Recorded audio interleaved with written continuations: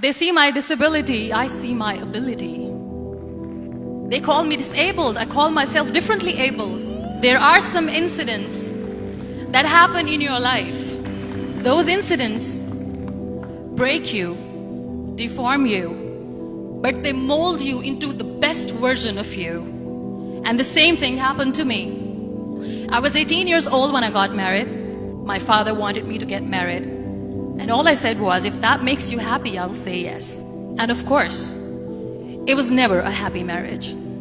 Just about after 2 years of getting married, I met a car accident. Somehow my husband fell asleep and the car fell in the ditch. He managed to jump out, saved himself. I'm happy for him. But I stayed inside the car and I sustained a lot of injuries. The list is a bit long, don't get scared. The wrist was fractured. Shoulder bone and collarbone were fractured.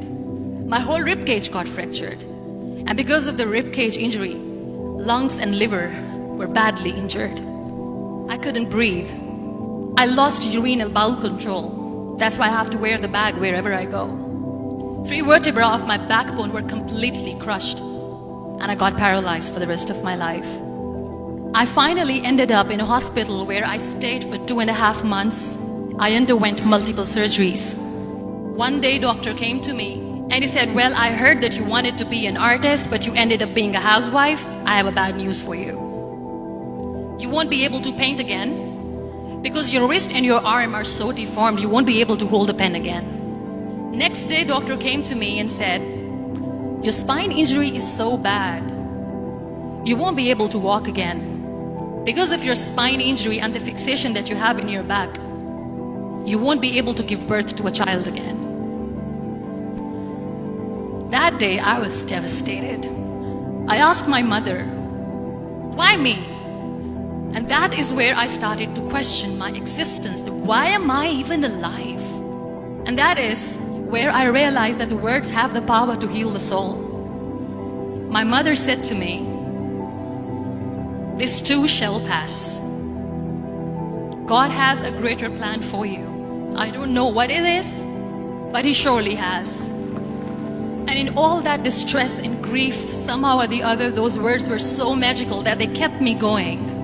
One day I asked my brothers, I know I have a deformed hand, but I'm tired of looking at these white walls in the hospital and wearing these white scrubs. I'm getting tired of this. I want to add more colors to my life. I want to do something. Bring me some colors, bring me some small canvas. I want to paint.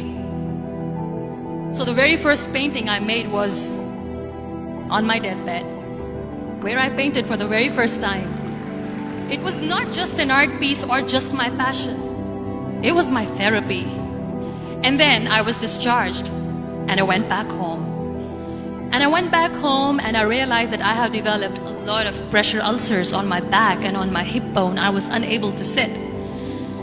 There were a lot of infections in my body, a lot of allergies. So doctors wanted me to lie down on the bed straight for not 6 months, for not 1 year, for 2 years.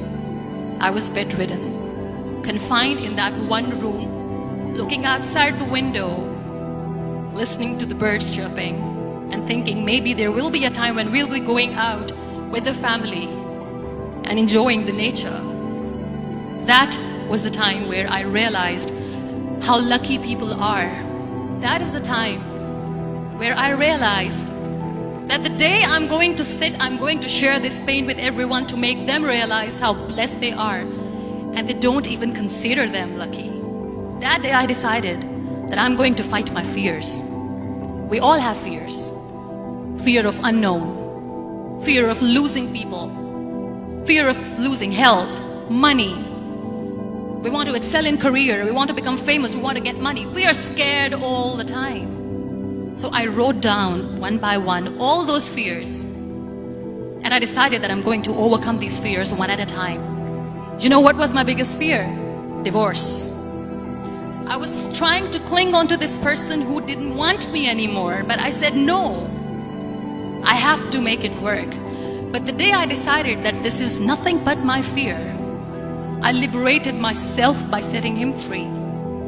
And I made myself emotionally so strong that the day I got the news that he's getting married, I sent him a text that I'm so happy for you and I wish you all the best. And he knows that I pray for him today. Number 2 was, I won't be able to be a mother again. And that was quite devastating for me. But then I realized there are so many children in the world, all they want is acceptance. So there is no point of crying, just go and adopt one. And that's what I did. People think that they will not be accepted by the people because we, in the world of perfect people, are imperfects.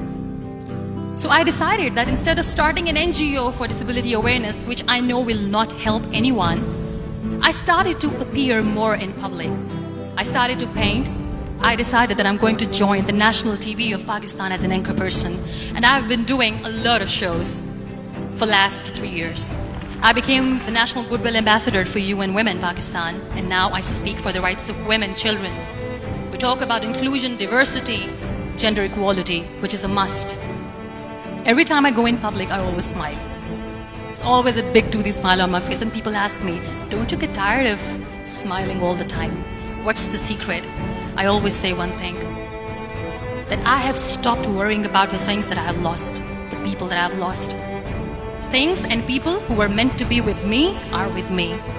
And sometimes somebody's absence makes you a better person.